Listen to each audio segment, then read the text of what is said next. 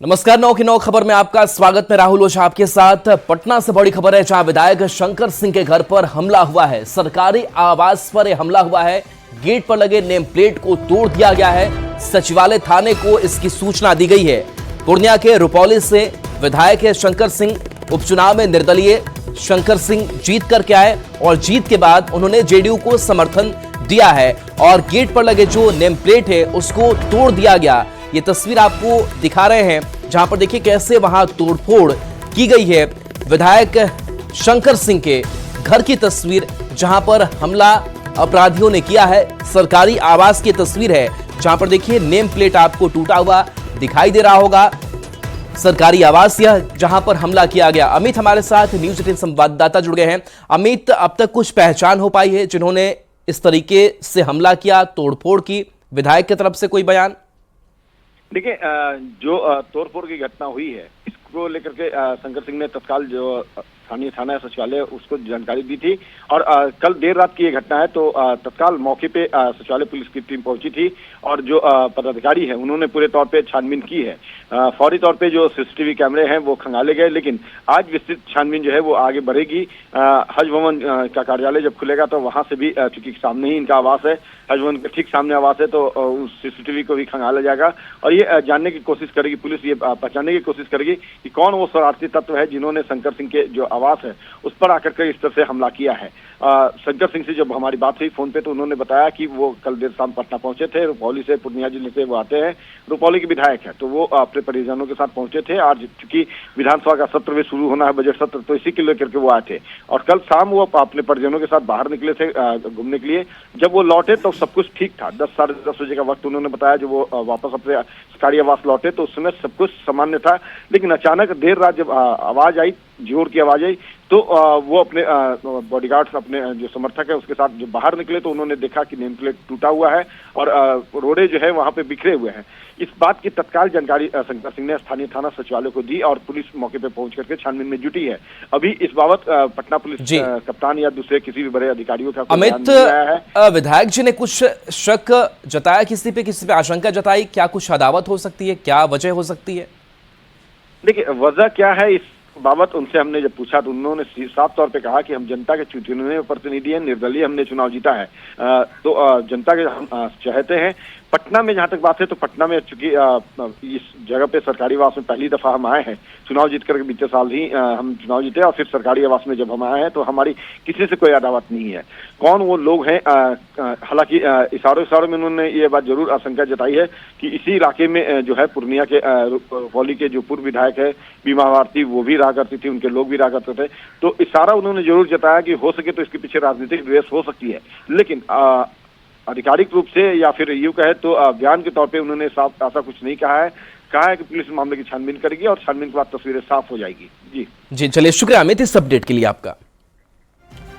और बड़ी खबर है, जहां बिहार के कई जिले में भूकंप के झटके महसूस किए गए। पटना, छपरा, भागलपुर में भूकंप के झटके लोगों ने महसूस किए हैं।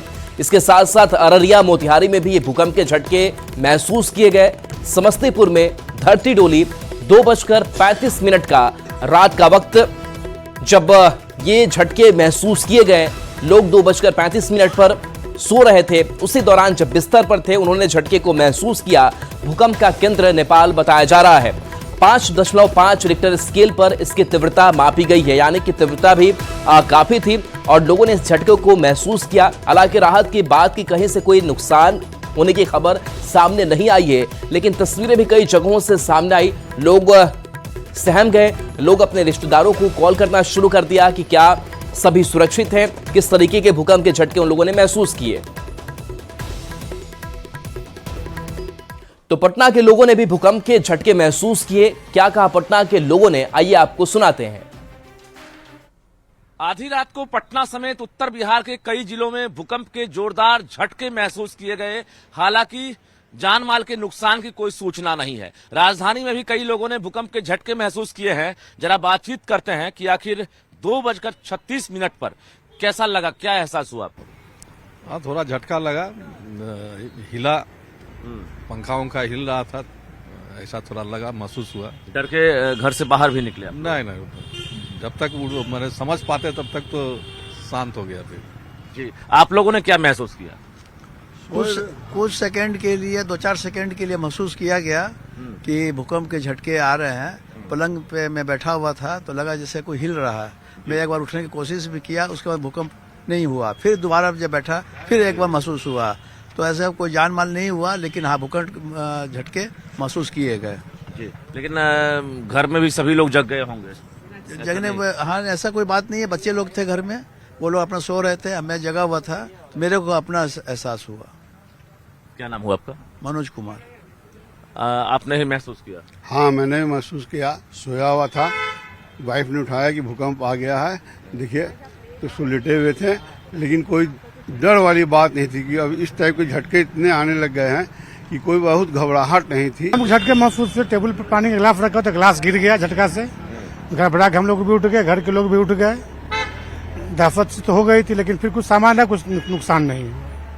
नुकसान नहीं हुआ? नुकसान कुछ नहीं हुआ। मतलब पटना में भी लोगों ने ऐसा में भी महसूस हुआ है, महसूस किया है। जो लोग हैं वो अब कहीं ना कहीं अब भूकंप को लेकर बहुत आशंकित नहीं है, क्योंकि कई बार ऐसे झटके जो है महसूस किए गए हैं 2024 में भी। जाहिर है हालांकि कोई नुकसान की सूचना नहीं है, लेकिन भूकंप आया था और लोगों ने झटके महसूस किए हैं, ये लोग पुष्टि कर रहे हैं। कैमरामैन दीपक के साथ रजनीश कुमार, न्यूज 18 पटना।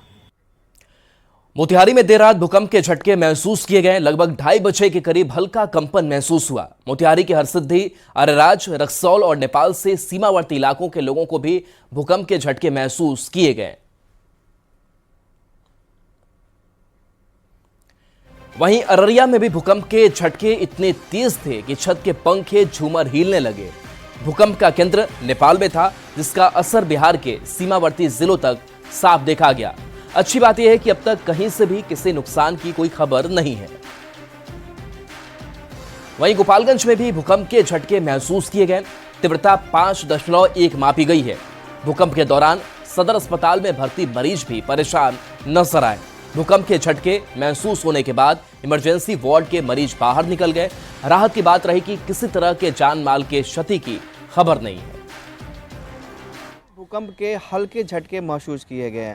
रात में तकरीबन 2:30 बजे के आसपास भूकंप के हल्के झटके महसूस किए गए और भूकंप के झटके जब महसूस किए गए तब सदर अस्पताल में भर्ती जो मरीज थे वह भी भूकंप के आशास होने के बाद बाहर निकल गए। कई मरीज ऐसे थे जिन्हें महसूस भी नहीं हो सका। हालांकि कुछ लोगों ने यहाँ पर कहा है कि हल्के भूकंप के झटके महसूस किए गए, जिसके बाद थोड़ी सी कंपन हुई और कंपन होने के बाद वे अस्पताल से बाहर निकल गए। मैं तो सोया हुआ था, करीब 2 बज रहा था, अचानक बेड हिलने लगा और हमको एहसास हुआ कि भूकंप, मैंने समझ रहा है कि भूकंप जैसा कि आने वाला है, महसूस हुआ हल्का।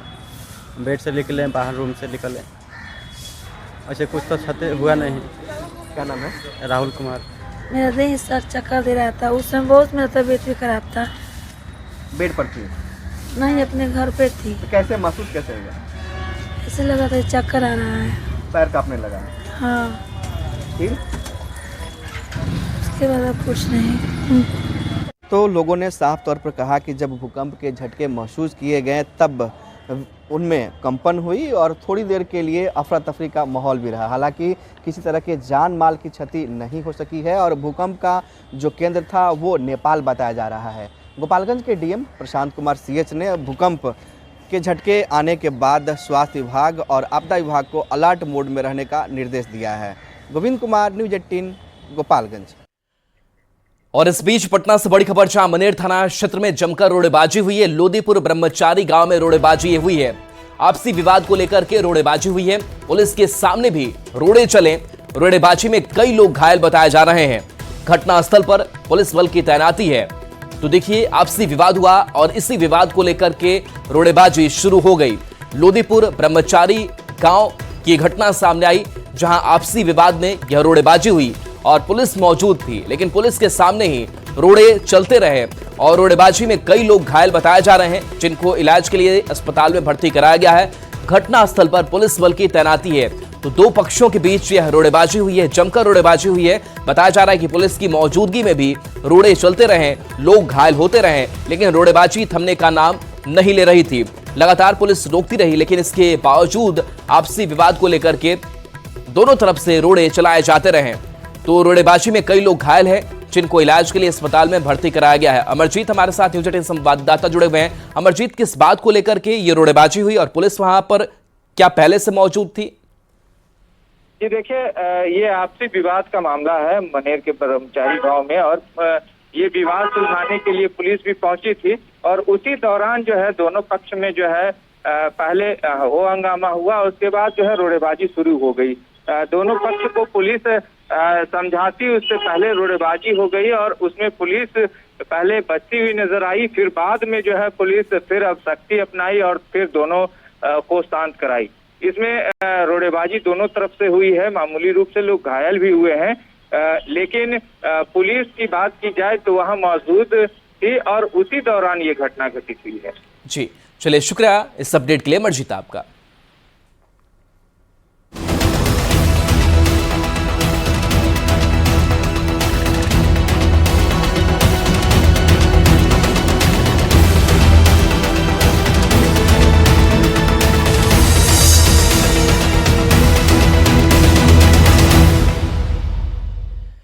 आज से बिहार विधानमंडल का सबसे अहम बजट सत्र शुरू हो रहा है। ये बजट सत्र इसलिए भी बेहद खास है क्योंकि इसी साल के अंत में विधानसभा चुनाव होने हैं और चुनाव को लेकर अभी से ही रणनीतियां बनने लगी है। 28 मार्च तक ये सत्र चलेगा, जिसमें 3 मार्च को वित्त मंत्री सम्राट चौधरी बिहार का अंतरिम बजट पेश करेंगे। चुनावी साल होने की वजह से इस बार पूर्ण बजट पेश नहीं होगा। राज्यपाल आरिफ मोहम्मद खान के अभिभाषण से बजट सत्र की शुरुआत होगी। विपक्ष के तेवर को देखते हुए बजट सत्र के हंगामेदार होने के आसार हैं। हालांकि सत्ता पक्ष ने भी विपक्ष के हर हमले का जवाब देने की पूरी तैयारी की है।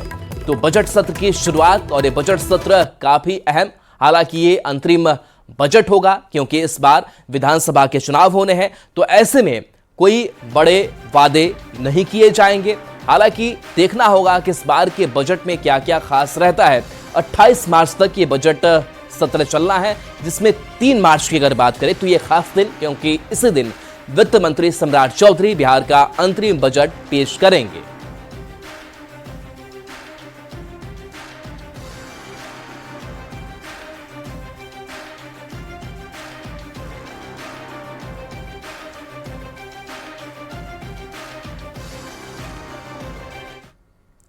बिहार कांग्रेस अध्यक्ष अखिलेश सिंह ने एनडीए पर हमला बोला है। अखिलेश सिंह ने मंत्रिमंडल विस्तार को लेकर कहा कि बीजेपी पीछे से अपना एजेंडा चला रही है, अपने लोगों को आगे बढ़ा रही है, जेडीयू को हाशिए पर धकेल रही है। बीजेपी ने नीतीश को कठपुतली सीएम बना दिया है।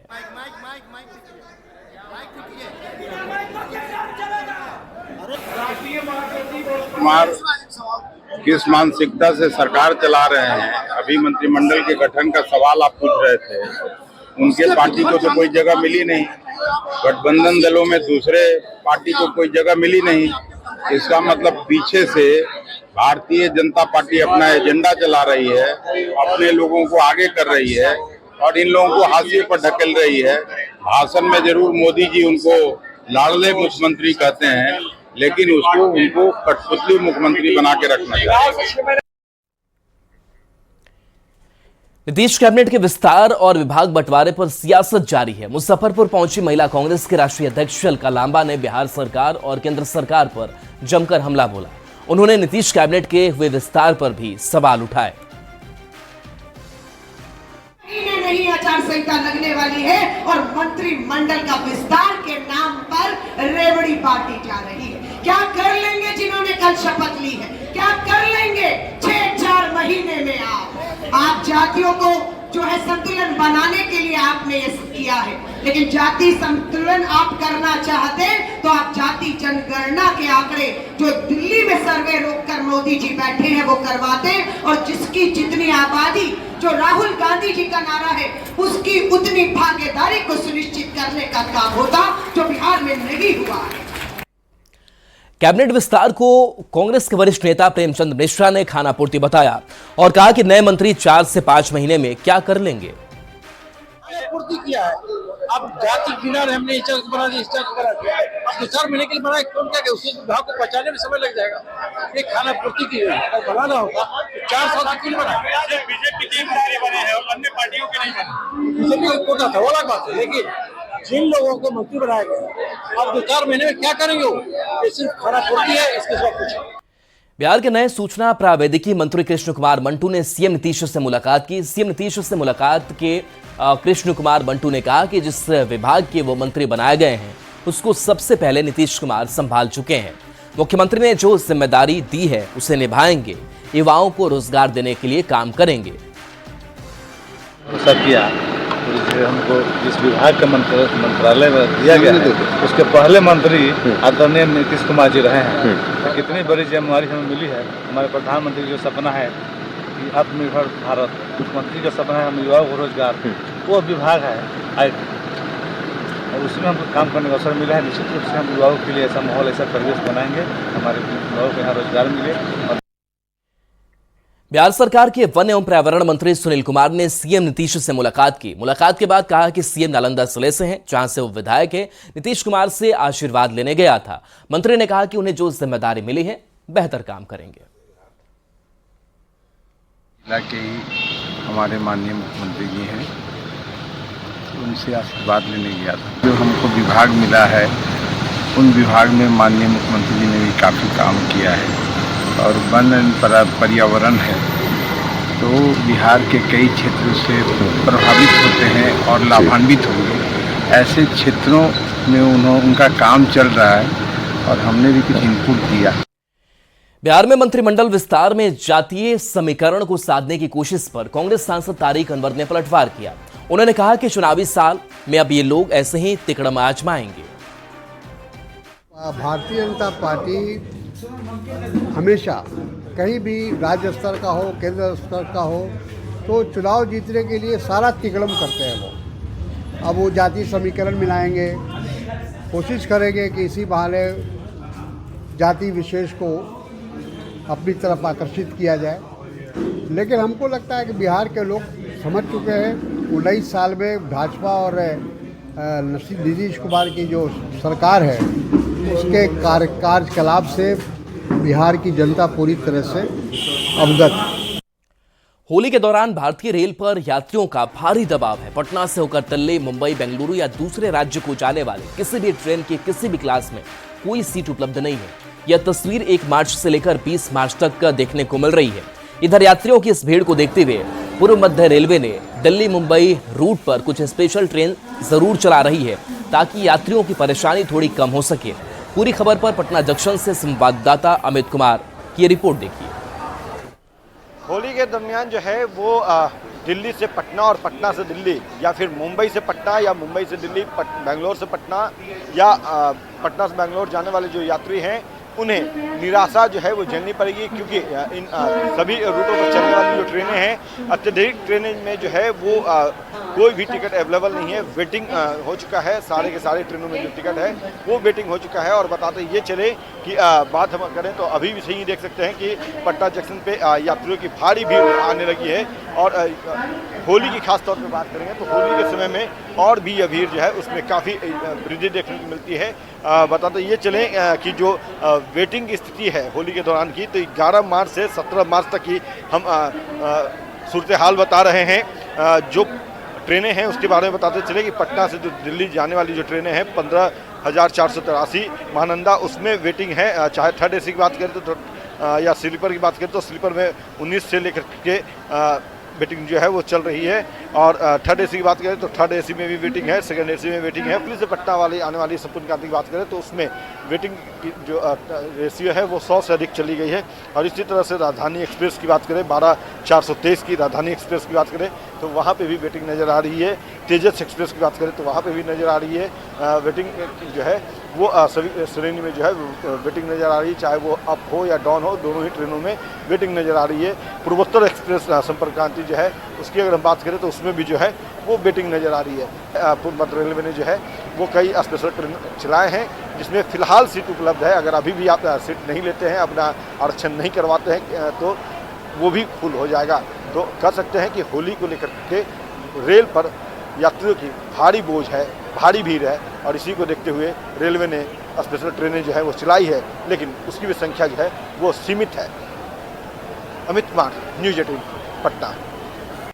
बिहार में लंबे समय से बंद चीनी मिलों के चालू होने की उम्मीद एक बार फिर से जगी है। 4 साल से बंद रीगा चीनी मिल चालू होने के बाद 3 और बंद चीनी मिलों के चालू होने की उम्मीद बढ़ गई है। बिहार सरकार के गन्ना उद्योग मंत्री कृष्णनंदन पासवान ने बंद सीतामढ़ी और गोपालगंज के बंद चीनी मिलों को लेकर बड़ी जानकारी दी है। गन्ना किसानों के प्रति, उनके समस्याओं के प्रति लगातार सरकार काम कर रही है। आपको पता होगा ये विगत 4 वर्षों से रीगा चीनी मिल बंद पड़ा था और सरकार की तत्परता के साथ रीगा चीनी मिल चालू की गई, इस अल्पराई हुई है।